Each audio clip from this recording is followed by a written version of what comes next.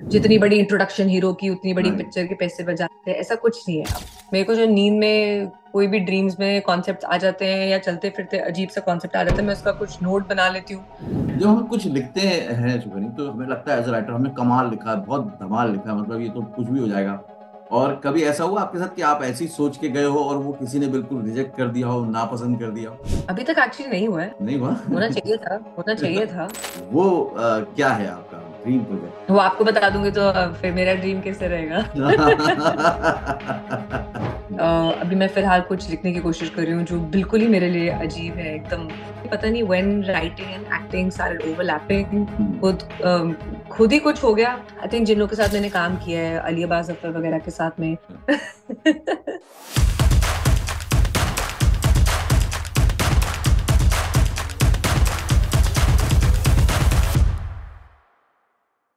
फिल्में हैं, web series हैं, टीवी सीरीज हैं, और सब कुछ है। कहानियां। कहानियां जब शुरू होती हैं तो राइटर को क्या वाकई वो उसका क्रेडिट मिल पाता है? क्या एक राइटर एक्टिंग भी कर सकता है? क्या एक राइटर एक फीमेल हो सकती है, गर्ल हो सकती है? क्या फीमेल राइटर के लिए यहाँ फिल्म इंडस्ट्री में कोई स्कोप है भी, या सिर्फ बातें ही हैं? क्या फीमेल राइटर को कुछ अलग सी दिक्कतें आती हैं? आखिरकार एक राइटर सब्जेक्ट को नरेट कैसे करता है? कैसे कन्विंस करता है प्रोड्यूसर को कि वो करोड़ों रुपए लगा दे? कैसे, जब अगर राइटर लिखता है तो उसकी सोच कैसी होती है? क्या एआई वाकई एक खौफनाक चीज है एक राइटर के लिए? ये सारी बातें मैंने आज की हैं सुखमनी सदाना के साथ। आप अगर वाकई में फिल्म इंडस्ट्री को समझना चाहते हैं, आना चाहते हैं, जानना चाहते हैं, तो इस पॉडकास्ट को आप एंड तक देखिए। ऑनलाइन किया है हम लोगों ने, लेकिन इतनी इन डेप्थ आपको नॉलेज मिलेगी, एक पूरा का पूरा सोच मिलेगी एक राइटर की, कैसे वो वर्क करता है, कैसे वो लिखता है, कैसे वो करता है। और उसके साथ साथ अगर एक दूसरे प्रोफेशन में भी इन्वॉल्व है तो उन चीजों को भी वो कैसे फॉलो कर पाता है, कैसे वो टाइमलाइन पे चल के काम कर पाता है, कैसे वो ऑन डिमांड लिख पाता है। ये सब जानने को मिलेगा आज के कन्वर्सेशन में, तो इसको लास्ट तक देखिए। हमारे साथ हैं Sukhmani Sadana. Hello, welcome to joint home Sukhmani.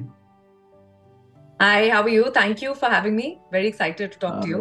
मैं भी बहुत एक्साइटेड हूँ। पहले तो मेरे को समझ में नहीं आ रहा, एक फिल्म में डायलॉग था ना कि पहले मैं ये जानना चाहता हूँ कि मैं किससे बात कर रहा हूँ, मैं एक राइटर से बात कर रहा हूँ कि मैं एक एक्टर से बात कर रहा हूँ। अगर आपको इसका जवाब मिल जाए तो मुझे भी बता देना। मैं भी ढूंढ रही हूँ।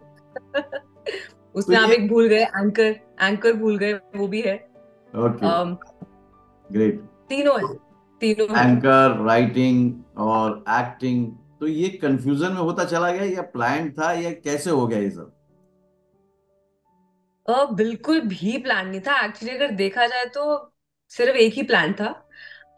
मैं बॉम्बे आई थी पढ़ने के लिए, एडवर्टाइजिंग और मार्केटिंग पढ़ने के लिए आई थी। हम्म। और मैं सीखना चाहती थी कि जो एड्स है उनकी स्क्रिप्ट्स किस तरह से लिखी जाती हैं। तो हम्म। मैं जेवियर्स कॉलेज में पढ़ी और मैंने एक कोर्स करा वहां पर, जहाँ पे मैंने सीखा कि जैसे एड्स की जो शॉर्ट स्क्रिप्ट्स होती हैं वो कैसे लिखते हैं, to say hmm. Something very big in the shortest words possible. So hmm. हमने वो किया था। हम्म। एंड उसके बाद बिल्कुल भी प्लान नहीं था to kind of like get into acting at all. And once I started working with advertising agency, Ogilvy and Mather नाम की ये कंपनी है। तो जब मैं उनकी स्क्रिप्ट्स लिखती थी, उन्होंने मुझे बीच में बहुत बारी कहा कि तुम ठीक ठाक दिखती हो, तुम ही एक्टिंग कर लो। तो मैंने बोला आप पैसे देंगे तो मैं कर लूंगी, फ्री में तो मैं करूंगी नहीं, क्योंकि उस समय में हम अमृतसर से आए थे। Bombay was such an expensive city. मुझे याद है ऐसे दिन देखे थे जहां पर वड़ा पाव और मैगी खा के बस जीना पड़ता था, because it was the tastiest and the cheapest, right. और रेंट वाज सो एक्सपेंसिव। मुझे याद है कि हम पांच लड़कियां एक घर शेयर करती थी और रेंट पे करती थी। It was a fun time but tough था। तो कोई मुझे बोलता कि आप मॉडलिंग कर लीजिए, तो मैं बोलती थी कि श्योर, अगर आप कुछ पैसे देंगे तो मैं कर सकती हूँ। And that actually was shocking, because writing के इतने पैसे मिलते थे और एक्टिंग के मुझे इतने मिलने शुरू हो गए। राइट। तो बड़ा पाव और मैगी से मेरा प्रोग्रेस हो गया to pizzas and burgers. So I was quite happy actually. Hmm. And I don't think it was planned at all. And then थोड़े बहुत मेरे एड्स किसी ने कहीं नोटिस करे, किसी ने बोला कि you're good at acting and you look good and your acting is not bad. And do you want to try to host travel show, फिर किसी ने मुझे बोला कि तुम्हें एक एड में एक्टिंग करनी है, फिर किसी ने मुझे पैराशूट हेयर का एड दे दिया, फिर मुझे किसी ने गार्नियर फेस क्रीम का एड दे दिया, फिर मुझे पार्ले जी बिस्किट का एड मिल गया। ऐसे मुझे काफी एड्स मिलने शुरू हो गए। और एक दिन किसी ने कहा कि ट्रैवल शोज होस्ट करोगी, हम्म। ठीक ठाक लिख लेती हो, राइटर भी खुद ही हो, और स्क्रीन के सामने भी तो भी होगी, तो हमारे लिए it will be cost effective because you can be the anchor and the writer at the same time. Right. मैंने बोला कि मुझे क्या करना है, बोले कि तुमको दुनिया ट्रैवल करनी है बस। तो मैंने बोला, बोले तुम दुनिया ट्रैवल करके वापस आओगे, उसके ऊपर तुम्हें चेक भी मिलेगा। मैंने बोला वाह ये तो सोने पे सुहागे वाली बात है, एक तो मेरी टिकट के कोई पैसे दे रहा है राइट। एंड मेरे फ्लाइट के कोई पैसे दे रहा है, and I come back with the cheque. So it was a win win situation, कोई सोचने की बात ही नहीं थी। हम्म। और बस ऐसे ही मेरी जर्नी शुरू हुई, पता नहीं when writing and acting started overlapping. Hmm. खुद खुद ही कुछ हो गया, बट जो भी हुआ अच्छा हुआ। एंड अब ऑब्वियसली ऐसा टाइम आ गया है, राइटर्स को एक्टर्स को बराबरी से देखा जाता है। I think it's a brilliant time for writers, because शायद अभी मुझे एज अ राइटर ज्यादा रिस्पेक्ट मिलती है एज एन एक्टर, और शायद मुझे कई प्रोजेक्ट्स में राइटिंग के पैसे भी ज्यादा मिलते हैं as an actor. So I think times have really change, and creativity की बहुत डिमांड है, क्योंकि क्रिएटिविटी के बिना हम क्या ही हैं। आप जो कुछ देख रहे हो नेटफ्लिक्स, amazon हॉटस्टार पे, कहीं पे भी कुछ देख रहे हो, वो बिना आइडिया के बन ही नहीं सकता है। तो पॉसिबल। शुरुआत ही वहां से होती है। अगर लोगों के पास कॉन्सेप्ट ही नहीं है, तो आप क्या एक्टर ले लोगे, क्या डायरेक्टर प्रोड्यूसर ले लोगे जब स्टोरी नहीं है। So people have started realising that, like the western world, and touch wood, it's been beautiful. आपने कहा कि एक्टिंग तो आपको बाय चांस मिल गया, हालांकि उसके लिए कई लोग बहुत परेशान होते हैं, अलग से स्ट्रगल भी करते हैं, लेकिन कहीं ना कहीं as a writer, as a creative person आपको उसका बेनिफिट मिला, क्योंकि राइटर ही क्रिएट करता है कैरेक्टर और उसके सारे इमोशंस को वो पोर्ट्रे करता है। तो जब एक्टिंग कर रहे थे तो उसका बेनिफिट मिला आपको टेक्निकली? पता है, दोनों तरफ। अब बहुत इंटरेस्टिंग क्वेश्चन पूछा आपने मुझसे, क्योंकि ये क्वेश्चन मुझसे पहले पूछा गया है, बट शायद जो मेरे दिमाग में अभी आया वो कभी आया नहीं था। That's called the evolution of human kind. मैं आज तक इसी सवाल का जवाब दे रही थी कि हाँ, बीइंग एन एक्टर, उससे मुझे, बीइंग अ राइटर, मुझे बहुत फर्क पड़ा कि मुझे एक्टिंग में हेल्प मिल गई, बीइंग एन एक्टर मुझे बहुत फर्क पड़ गया कि मुझे राइटिंग में कुछ हेल्प मिल गई। बट पता है, एक ऐसा फेज भी था जब उल्टी भी पड़ी थी उसकी।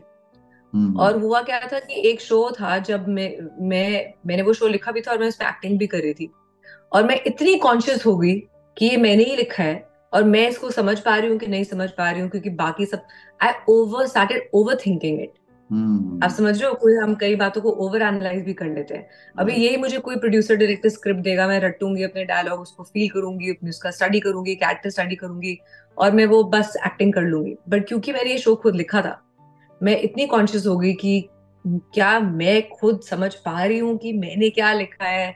आई just drove myself mad with it. Hmm. और मेरी प्रोड्यूसर ने मुझे आके मुझे कहा था कि जैसे तूने शो लिखा है और जैसे तूने नरेट करा था, और हमने तुझे बोला कि वाह तो इतना अच्छा नरेट करिए, तो खुद ही इसमें एक्टिंग कर, वो ही लड़की बन जिसने नरेट किया था। Stop thinking as an actor, you over analysing it. So hmm. I guess there are pros and cons. I think कहीं कहीं पे हेल्प हुआ, कहीं कहीं पे it freaked me out and made me anxious. So both ways it's worked. तो कभी साथ के एक्टर ये नहीं बोलते कि ये तो गलत बात है सुपनी, तुम अपने लिए जो रोल लिखती हो बड़ा अच्छा लिख देती हो, डायलॉग अच्छे कर देती हो, उसकी एंट्री अच्छी कर देती हो, फोटो अच्छा कर देती हो, हमारे साथ कंजूसी करती हो? अरे आप, अगर इतना आसान होता तो फिर तो राइटर्स राइटर्स कहाँ से कहाँ पहुंच गए होते।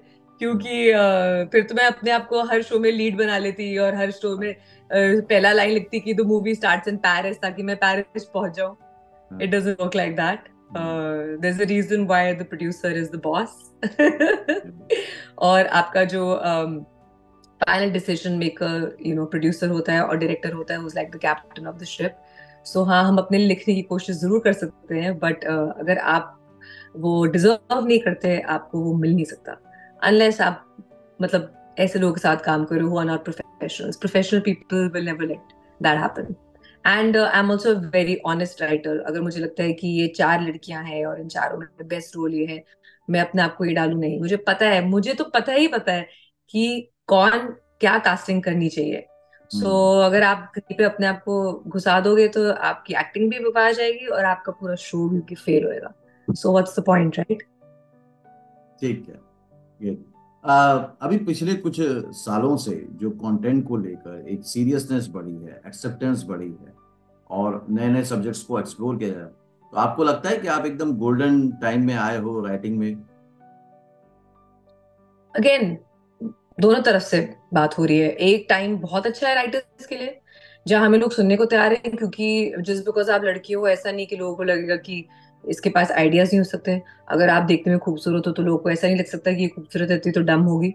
हम्म। बहुत अच्छा टाइम है सबके लिए। आप अमृतसर से हो सकते हो या आप अमेरिका से हो सकते हो, अगर आपका आइडिया अच्छा है यू आर गोल्ड। कोई फर्क नहीं पड़ता आप कहाँ से हो, कितने पढ़े लिखे हो, आपकी उम्र क्या है, कोई फर्क नहीं पड़ता। वही टाइम पे डिसएडवांटेज ये है कि there so much talent out there.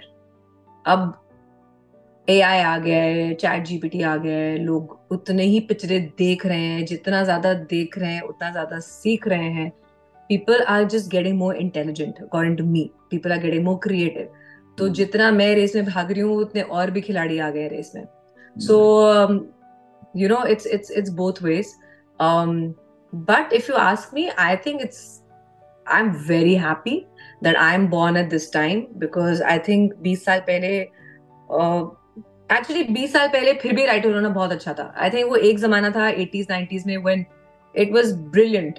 फिर बीच में एक ऐसा टाइम आया जहाँ आई फील, मतलब I am nobody to comment, but मुझे लगता है कि एक और ऐसा मिक्स आया था टाइम जहां पर एक्टर्स एक्टर्स एक्टर्स एक्टर्स, बड़ी पिक्चरें, बड़ा ब्लॉकबस्टर, जितने ज्यादा बड़ी पिक्चर है उतना, जितनी बड़ी इंट्रोडक्शन हीरो की उतनी बड़ी Right. पिक्चर के पैसे बजाते हैं, ऐसा कुछ नहीं है अब।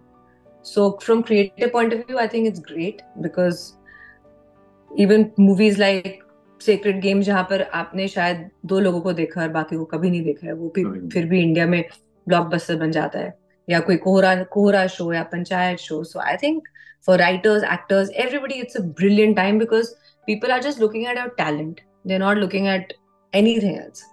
सो इट्स सुपनी, अभी आपने अमेजिंग। एआई का जिक्र किया, और एआई कई लोगों को डरा भी रहा है, कई लोग उसका एडवांटेज भी समझ रहे हैं। और ये बड़ा अच्छा रहेगा, क्योंकि आप जब बताओगे तो ज्यादा अच्छा रहेगा, क्योंकि आपने काम किया हुआ है।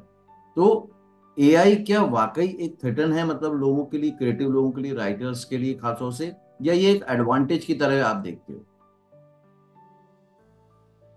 ये सवाल मैं भी अपने आप से पूछ रही हूँ अभी। जब मुझे जवाब मिलेगा मैं आपको बताऊंगी, बिकॉज इतना फ्रेश है अभी ये AI. It's very hard to say. मैंने अभी तक चैट जीपीटी या एआई इस्तेमाल नहीं किया है, हम्म। बट मेरी जिंदगी में ऐसे बहुत लोग हैं जो एआई यूज करते हैं, और उन लोगों को लगता है कि राइटर्स के लिए it's party to use it. But मुझे ये समझ में नहीं आता है कि जैसे कि मैं आजकल एक शो के लिए डायलॉग्स लिख रही हूँ, मुझे समझ नहीं आता है कि मैं नहीं आता है कि चैट जीपीटी वो डायलॉग्स मेरे लिए कैसे लिख सकता है। क्योंकि ये तो मेरे एक्सपीरियंस, मेरा खुद का ह्यूमर, मेरी खुद की विट, मेरे लाइफ के जो तजुर्बे हैं उसकी वजह से मैं कोई डायलॉग कहीं सही जगह पर डाल पा रही हूँ, वो चैट जीपीटी कैसे करेगा? So I think if you ask me, ChatGPT and AI can simplify the process, right? They hmm. Can structure things for us, maybe they can open our mind कि हमारे को थोड़ा ज्यादा variety मिल जाए। But मुझे ऐसा लगता है कि 20 सालों बाद, 10 सालों बाद, 5 सालों बाद, या 2 सालों बाद, या 50 सालों बाद एक ऐसा टाइम आएगा जहां पर ये सब लोग बोलेंगे कि दिख रहा है कि ये एआई का काम है। तब वो हम्म। असली के राइटर्स को ढूंढेंगे, राइट। और वो नॉक करते जाएंगे कि दे नो द डिफरेंस। और वहां मेरे को ऐसा लगता है, आप समझ रहे हो नहीं, मतलब। बिल्कुल ठीक कह रहा हूँ, क्योंकि मुझे ये भी लग रहा है सुपनी आपकी बातों से, और जो मैं थोड़ा सा एनालाइज भी कर रहा हूँ बी के फिल्म मेकर भी, कि राइटर्स जो हम्म, डिपेंड होते जा रहे हैं उस पे, उनका जो खुद का एक प्रोसेस है हम्म, सोचने का, क्रिएट करने का, वो धीरे धीरे कम हम्म, होता जा रहा है, क्योंकि हम्म, वो एआई डिपेंडेंट होते जा रहे हैं। तो बिल्कुल। ऐसे में वो कहीं ना कहीं एक जाके दिक्कत तो आएगी। बिल्कुल आएगी, क्योंकि आप समझ पाएंगे कि ये एक मशीन आपसे। सी, सिनेमा क्या है? Cinema is about emotions, it's about relatability, it's about insights. एक इंसान कैसे सोचता है, छोटी छोटी बातें होती हैं, हम्म। छोटी छोटी बातें होती हैं, वो बातें कंप्यूटर नहीं समझ सकता मेरे ख्याल से। तो बिल्कुल। वही जो छोटे नुआंसेस हैं, वही जो एक क्यूट क्यूट चीजें आती हैं पिक्चर में, वो सब एक मशीन नहीं लिख पाएगी। वो एक इंसान ही अपने एक्सपीरियंस से ही लिख सकता है। राइट। हमें I wish I could explain it in better ways. I'm a मुझे writer, लगता है but इसको हम ऐसे एलोबेट कर सकते हैं कि जो क्रिएटिविटी होती है वो अंदर से बाहर की ओर होती है, और हम बाहर की हाँ, मशीन के अंदर कुछ कैप्चर करने की कोशिश कर रहे हैं। बिल्कुल बिल्कुल।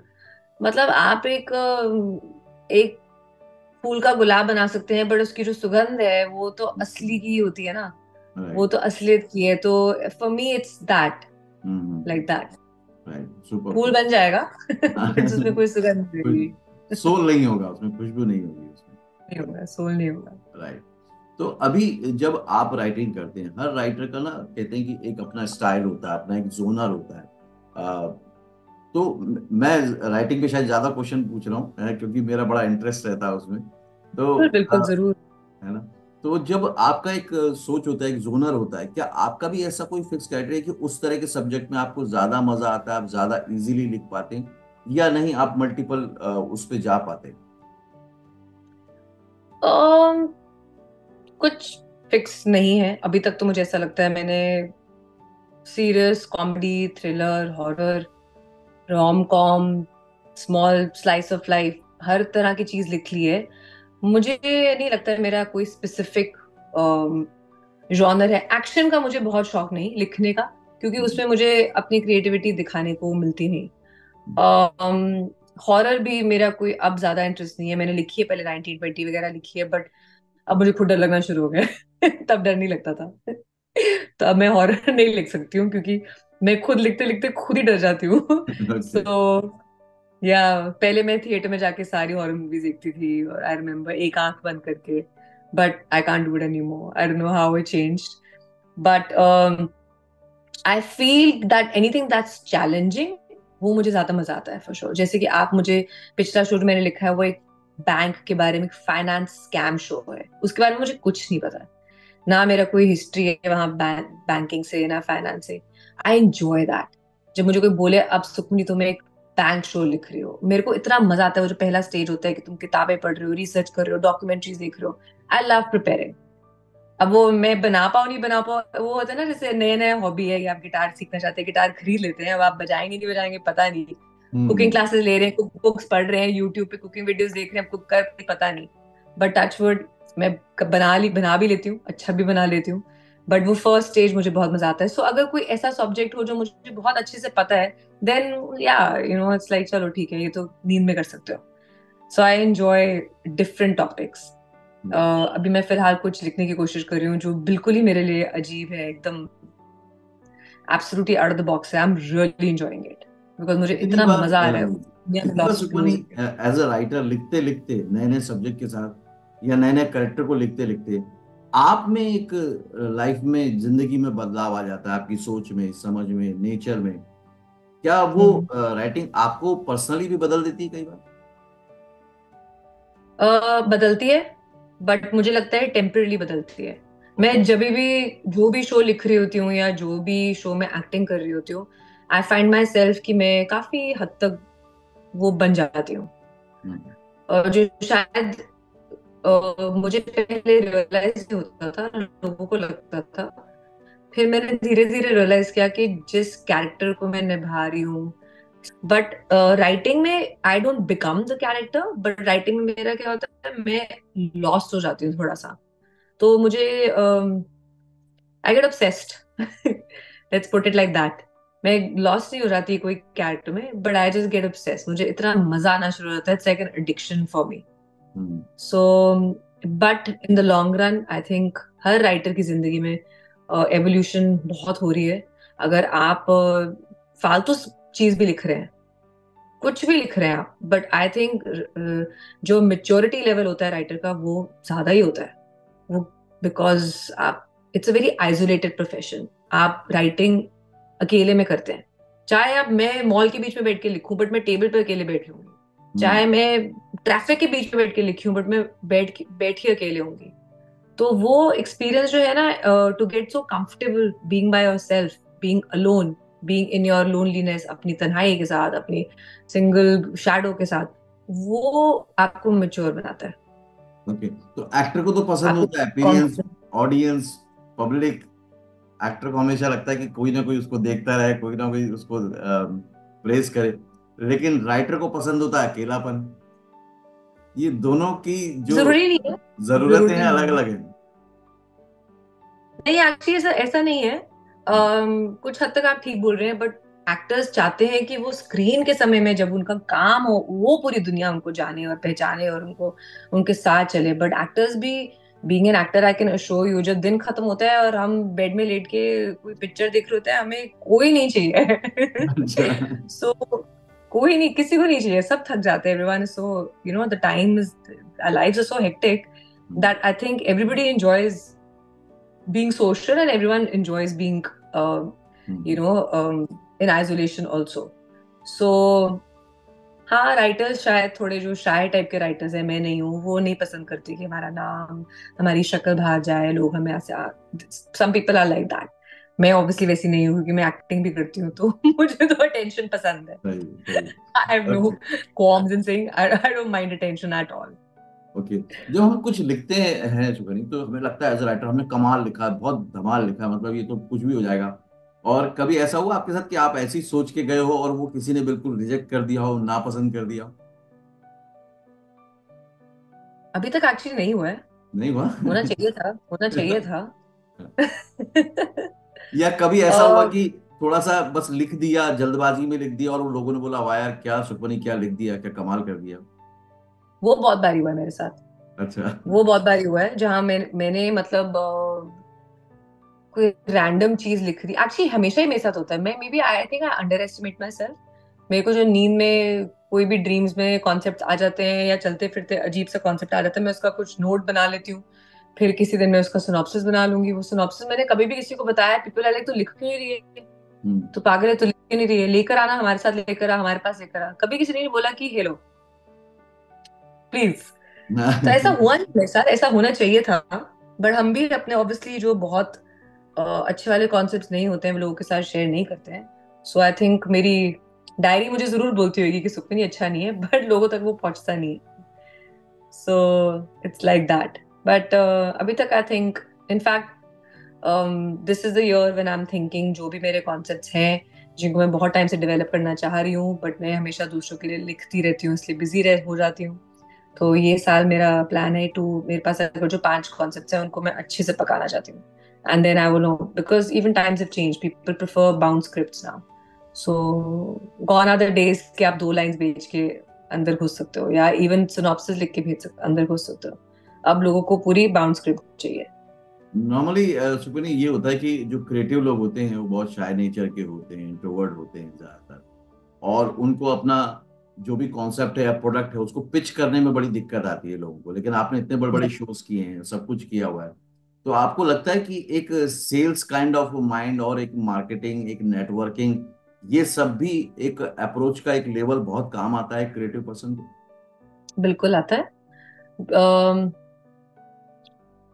मुझे लगता है कि शायद पहली मीटिंग के लिए ये हेल्प कर सकता है आपको कि आप कॉन्फिडेंट हो, आप सोशल हो, आप अपनी आपको अपने खुद के कॉन्सेप्ट में फेथ है। बड़ी बार होता है कि राइटर्स का कॉन्सेप्ट इतना अच्छा होता है बट वो खुद इतना घबराए होते हैं कि उनका काम भी वीक लगता है, बट होता नहीं है।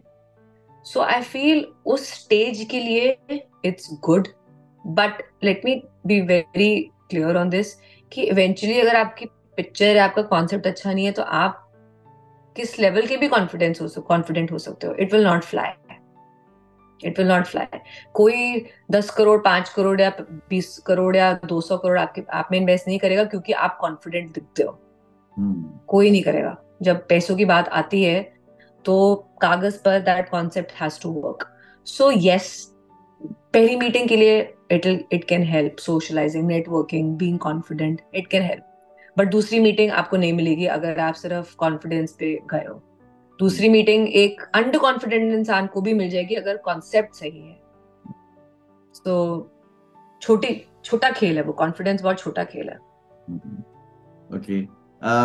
बीइंग ए राइटर, सबकी एक चाहत होती है यार मुझे ना लाइफ में एक ऐसी कहानी कहनी है, एक अपनी कहानी कहनी है, अपनी एक फिल्म बनानी है। वो क्या है आपका ड्रीम प्रोजेक्ट? वो आपको बता दूंगी तो फिर मेरा ड्रीम कैसे रहेगा। फिर भी मतलब ऐसा कुछ चल रहा है, इसका मतलब माइंड में प्लान है? चल रहा है, चल रहा है। ऐसे 2 प्रोजेक्ट्स है मेरे माइंड में जो हर साल पिछले 3 सालों से सोच रही हूँ, but only I am to be blamed. मैंने करा नहीं अभी तक। हम्म। बट वही वाली, एक हर हर राइटर के पोस्टर लगा होता है ना एक कमरे में कि राइट दैट मूवी, हम्म। वो मेरे भी लगा हुआ है 3 सालों से, right that movie Sukhmani. But मैं वो खत्म नहीं किया है। मैंने उसको शुरुआत जरूर कर दी है, बट हम्म। खत्म नहीं किया है। बट मैंने वही बोला आपको, इस साल मेरा प्लान है कि मैं कम भटकूं और थोड़ा थोड़ा फोकस करके, एक्चुअली मैं एक महीने या 2 महीने में भी आप ये कर सकते हो। when hmm. it's your own concept and आप दिल से इतना प्यार करते हो उस कॉन्सेप्ट से, वो धड़ धड़ धड़ धड़ it just comes out. But discipline is what's needed, which I have a lot. But जब मैं किसी के लिए लिख रही होती हूँ तो डिसिप्लिन और आ जाती है, क्योंकि वो प्रोड्यूसर का तुम्हें फोन आ जाता है, हेलो कहाँ है स्क्रिप्ट, डेडलाइन डेडलाइन डेडलाइन। जब कोई डेडलाइन नाम का डंडा नहीं होता पीछे तो हम ढीले हो जाते हैं, hmm. Which is not good. तो मुझे एक फेक प्रोड्यूसर को हायर करना पड़ेगा कॉल्स करने के लिए, डेडलाइंस हाँ, देने के लिए। ठीक है। तो फिर तो क्रिएटिव पर्सन के लिए बड़ा मुश्किल हो जाता है ना कि डेडलाइंस को फॉलो करना। फिर ये ऐसा नहीं लगता कि यार यार ये गड़बड़ हो रही है? क्योंकि कई बार ये मैं देखता हूँ कई राइटर्स में या कई क्रिएटिव पर्सन में कि यार ये डेडलाइन की वजह से, टाइमलाइन की वजह से हमारा काम खराब हो जाता है। तो कभी आपको ऐसा प्रेशर फील नहीं होता? नहीं, मेरे लिए चलता है, मेरे लिए इट वर्क्स। अगर आप मुझे बोलेंगे कि कोई काम करना है और कभी भी कर सकते हो, तो मैं शायद कभी ना करूं। तो फॉर मी, हर हर बंदे की पर्सनालिटी अलग होती है। मुझे पता है कि अगर मुझे 5 दिन में कुछ लिखना है, तो मैं 5 दिन तक अगर ना लिख पाऊं तो मैं, राइटर्स के इतने लिमिटेड नहीं हो सकते आप, ठीक है? आप you know what I am saying. आप 5वें दिन बोल सकते हो कि sorry I have not been able to crack it, तो आप 5 के 7 दिन कर सकते हो, आप 7 के 15 कर सकते हो, नो प्रॉब्लम। बट अगर आप बोलो कि कभी भी दे सकते हो, तो देन वो कभी भी नहीं होने वाला है। So let I always say writers should have little creative liberty, but for me that works better. कि क्रिएटिव लिबर्टी थोड़ी है, थोड़ी डेडलाइन फॉलो करो, कुछ सिस्टम होना चाहिए। राइट। अगर कुछ भी सिस्टम नहीं है तो मैं आई गो इन ऑल सही बात डायरेक्शंस। है, क्योंकि सो फॉर थोड़ा मी इट बहुत आप वर्क्स। बाद में कमर्शियल प्रोजेक्ट पे ही काम कर रहे हो तो आपको करना ही पड़ता अगर आप कमर्शियल प्रोजेक्ट पे काम करो तो फिर कोई चॉइस नहीं है आपके पास। है। राइट। बट अगर आप अब ऑब्वियसली आई एम एक्सपीरियंस, अगर मुझे कोई बोले कि 2 दिन में करना है, मैं बोल देती हूँ कि मैं नहीं करूंगी 2 दिन में, 20 दिन लगाऊंगी। आपको लेना है तो आप लो, नहीं तो मत लो। बिकॉज यू नो कि आप अभी आपके पास कितना डिस्करेज। टाइम है, आपका स्टेट ऑफ माइंड क्या है। बट अगर मैं खुद की पिक्चर लिखने बैठी हूँ तो कोई मुझे बोल नहीं रहा है, तो वहां पे I lack the discipline. But I have a lot of friends who are writers, जिनको कोई कुछ नहीं बोल रहा, जो खुद के प्रोजेक्ट्स लिख रहे हैं। वो जिम मिस करेंगे बट लिखेंगे, वो लंच मिस करेंगे बट वो लिखेंगे, वो पापा का बर्थडे मिस करेंगे बट वो लिखेंगे। So to each their own, right? आप या किन किन राइटर्स को एडमायर करते हैं या जिनको आपको लगता है कि उन्होंने बहुत अच्छा काम किया है इंडियन फिल्म इंडस्ट्री में?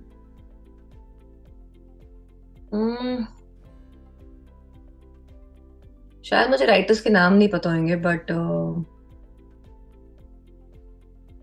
आई think Juhi wrote Vicky Donor, right? Vicky Donor. Yeah, I like the way she writes, because वो ना आर्टी है ना कमर्शियल है। That's just smart wit, मुझे वो पसंद है। उस टाइप की कॉमेडी, वो भी एडवर्टाइजिंग लड़की है। एडवर्टाइज में हमें क्या सिखाते हैं ना कि आप 5 वर्ड्स बोल के कुछ जोक ना बनाओ, 2 वर्ड्स में बोल के सुनाओगे तो और भी मजा आएगा।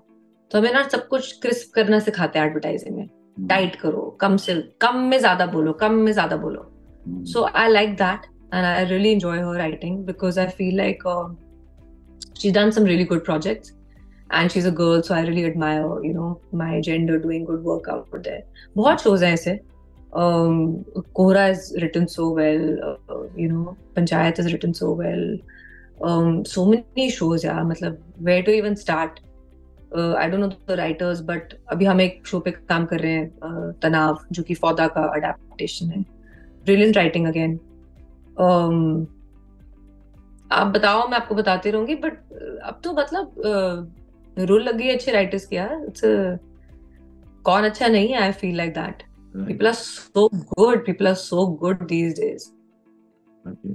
अभी जो आपके फिर से ड्रीम प्रोजेक्ट पे आता हूँ, ड्रीम प्रोजेक्ट जो भी आप लिखने हैं या लिखने वाले हैं, उसमें कास्टिंग पहले से माइंड में चल रही है या बाद में सोचेंगे, या नए लोग होंगे उसमें? नहीं, एक है जिसमें एक्चुअली दोनों में थोड़ी कास्टिंग चल रही है। बिकॉज मैं पिच भी करूंगी तो वो ऑप्शन जरूर देना चाहूंगी, हम्म। बिकॉज दूसरे बंदे के लिए भी इजिली ज्यादा आसान हो जाता है इमेजिन करना कि मैं कैसे सोच रही हूँ, मैं कमर्शियल सोच रही हूँ कि मैं थोड़ा लो बजट सोच रही हूँ कि मीडियम बजट सोच रही हूँ कि बिल्कुल न्यू कमर सोच रही हूँ।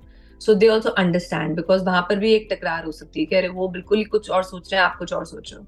हम्म। और एज अ राइटर क्या होता है, वो एक शक्लें आती ही आती हैं दो तीन, आप जब लिख रहे होते हो हम्म। तो जो एक प्रोजेक्ट जो मैं फट से खत्म करना चाहती हूँ बिकॉज वो इजी टू राइट है और लो बजट है, वो मैं उसमें उसमें I am okay to just go with newcomers, because वो उस टाइप का है, मतलब जहाँ पर एक्टिंग ज्यादा मायने रखेगी rather than known faces. And मुझे वो पसंद है, वो मुझे I like these ensemble cast type of things, but I am still commercial. I'm more not the indie, not a very indie kind of a writer. I'm more commercial because I think जिन लोगों के साथ मैंने काम किया है, अली अब्बास जफर वगैरह के साथ में, अब जोगी चाहे बहुत ही सीरियस पिक्चर थी या सैड मूवी थी और बहुत ही ग्लोबल मैसेज वाली मूवी थी, बट उसकी मार्केटिंग में हमने कोई कमी नहीं छोड़ी। So it was not an indie project. It was on Netflix, and Netflix, we were like, it was being promoted. There was PR around it, stuff like that. So I don't shy away from आजकल जो थोड़े necessities होते हैं हर project के। तो somewhere मैं बीच में हूँ। जैसे मैं अमृतसर में पैदा हुई थी और बॉम्बे में रही हूँ, तो हमेशा बोलती थी कि मैं कहीं छोटे शहर और बड़े शहर के बीच में हूँ। I think as a writer also I am like that, थोड़ा आर्टी थोड़ा commercial, somewhere in the middle. But बिल्कुल commercial picture is not my scene, और बिल्कुल arty picture is also not my scene. I like a mixture of both, which is why I said Vicky Donor for me is a really good example to give. Okay. अभी आपने as an Yeah. Actor बहुत सारे star super stars के साथ काम किया, तो आपको क्या लगा उनका Hmm. जो प्रेजेंस रहता है ऑन सेट, Hmm. किसका बहुत इंप्रेसिव लगा आपको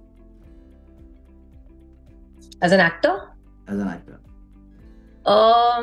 I think in the few recent shows that I've done, I think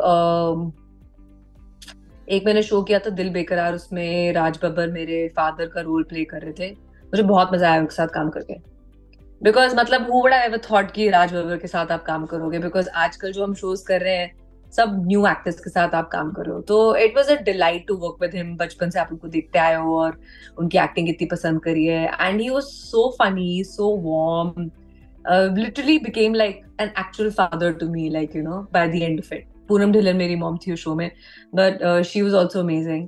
तो ये दोनों बहुत बहुत ही मजा आया इनके साथ काम करके। इनके अलावा रिसेंटली आई थिंक मैंने एक शो में एक्टिंग करी है, ब्रोकन न्यूज नाम का शो है, सोनाली बेंद्रे और जयदीप अलावत के साथ। तो मैं जयदीप अलावत की वाइफ का रोल निभा रही हूँ, और आई थिंक जयदीप से भी मुझे बहुत कुछ सीखने को मिला है, बिकॉज जब वो इंसान तुम्हारे यहाँ खड़ा होता है, तुमको डायलॉग देना होता है, उसको जिस तरह से वो तुम्हें देखता है, वहीं पे तुम वहीं पे तुम सीख लेते हो। उसके आई कांटेक्ट से आधा तुम्हें काम मिल जाता है कि तुम्हें आई कांटेक्ट कैसे करना चाहिए। He is so good, and I told him that I have a small role in Broken News, but just being with him, and there's so much to learn, how calm he is before action। कोई anxiety नहीं, कोई butterflies in stomach नहीं, just मतलब 500 लोग देख रहे हैं, but just this I don't know, he's just there's something about his presence which is amazing। I'm sure the audience also feels like that। I think तनाव में मानव विज के साथ काम करके भी मुझे बहुत मजा आया। मानव के साथ भी बहुत कुछ सीखने को है। These are really good actors, right? Sacred Games में Saif Ali Khan was just taught me so much। I thought he was, and Tanav, I worked with him in Tanav and Sacred Games। Again, great presence। कई लोग कमरे में घुसते हैं और आप बस चुप कर जाते हो। वही प्रेजेंस होती है और क्या होती है।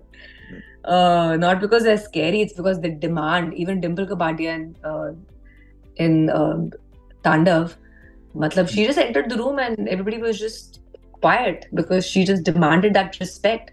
So बहुत बहुत एक्टर्स हैं यार। I always feel like जो उस जनरेशन के हैं, मेरा रिस्पेक्ट उनके लिए बहुत ज्यादा है, क्योंकि शायद हम उनको बचपन में देखते आ रहे थे। तो जहां से आपकी शुरुआत हुई थी वो बड़ा पाव वो मैगी, तो लास्ट टाइम बड़ा पाव कब खाया फिर आपने? um, होता है ना, काफी टाइम हो पीछे गया मुड़ आज। के देखते हैं अपने दिनों को, तो याद करते हैं, तो कुछ ना कुछ करते हैं ना था। क्या हुआ कब? अब आपने बोला है तो अब तो खाना पड़ेगा। कल ही खाती हूँ, कल ही खाती हूँ। कहते भी है ना, मुंबई में जो वड़ा पाव खा के रह गया फिर वो मुंबई रख लेती है उसको। बिल्कुल रख लेती है, सच्ची में सही बात है एकदम। पहली बार मैंने खाया, मैंने कहा ये तो बंटिक, because I am from Amritsar, मैंने कहा ये तो बंटिकी के जैसे है, बट बंटिकी है नहीं। फिर तो ये बड़ा पाव है। दो राइट। रुपए का मिलता है, 2 रुपए का मिलता है, वाह, मैं तो निकालूंगी अपनी पूरा महीने। उसके बाद जो 200 किलो चढ़ते हैं वो अलग बात है बॉडी पे, बट हाँ, 2 रुपए में पेट जरूर भर जाता है। राइट। Okay Sukhmani, right. बहुत अच्छा लगा आपसे बात करके, और आपने बहुत इन डेप्थ चीजें शेयर की। बस एक मेरी ख्वाहिश है, अगर आप पूरी कर दे तो, और बोलिए। शायद ये ऑडियंस के लिए मेरे ख्याल से अभी तक कहीं पर भी इस तरह का कंटेंट नहीं आया होगा, इसलिए मेरी क्यूरियोसिटी और बढ़ गई है, और आपने इतनी सहजता से सारी बात बताई। जब एक राइटर किसी प्रोड्यूसर को पिच करता है, वन लाइनर या स्नॉप्सिस, उसका एक डेमो दे सकते हैं क्या इन शॉर्ट, किसी भी पुराने प्रोजेक्ट का आप? मैं चाहता हूं कि ये बिल्कुल दिखे लाइव, अगर पॉसिबल हो आपके लिए। देखिए, सिंगर गाना सुनाता है, एक्टर एक्टिंग दिखाता है, मैं चाहता हूँ राइटर नरेशन बताए। कुछ भी नहीं है, जैसे आप बात करते हो वैसे है, जैसे कि सर, 4 लड़कियां हैं, पंजाब से हैं, बॉम्बे रहती हैं, है सच में भेंजीज, बट दिखाना चाहती हैं कि बिल्कुल साउथ बॉम्बे की लड़कियां हैं, खाती सुशी है रेस्टोरेंट में, बट उनका पेट नहीं भरता तो घर जाके पराठे खाती हैं। ये शो है सर, बस। इससे ज्यादा क्या बोलना है आपको? ओके। कोई बोलेगा बस दैट्स इट, इतने में आपका काम हो सकता है। ओके। कॉमेडी है, समझ जाएंगे लोग। राइट। तो इसमें भी वही मैंने वर्स्ट देखा केस, कि लैंग्वेज में वही था कि कम में ज्यादा बताना, मतलब आपने एक लाइन में बताया बस कि वो खाती सुशी है लेकिन जाके पराठे खाती हैं, तो पूरा बस कैरेक्टर का जितना वो। ज्यादा बोलोगे, हम्म। जितना ज्यादा बोलोगे उतना रायता फैलाओगे, आपके माइंड में जो है वो कभी नहीं समझ सकते, वो आपको लिख के समझाना पड़ेगा। तो जब बोल रहे हो उतना ही बोलो जितना दो लोगों को समझ में आ सकता है। Great great. फिर आगे की कहानी तो फिर बात। चलती रहेगी। Right. Okay Subni, right. Thanks a lot, thank you very much. बहुत अच्छा कन्वर्सेशन रहा, और मुझे लगता है थैंक ऑडियंस के लिए भी ये बहुत ही इंपॉर्टेंट रहेगा, क्योंकि इस तरह से राइटर्स बहुत कम खुल के बता पाते हैं सारी चीज़ों को, और आप उसके साथ साथ एक एक्टर भी हैं। आप इसी तरह से एंटरटेन करते रहें, लिखते हुए भी और दिखते हुए भी, दोनों ही रूप में। और थैंक यू सो मच।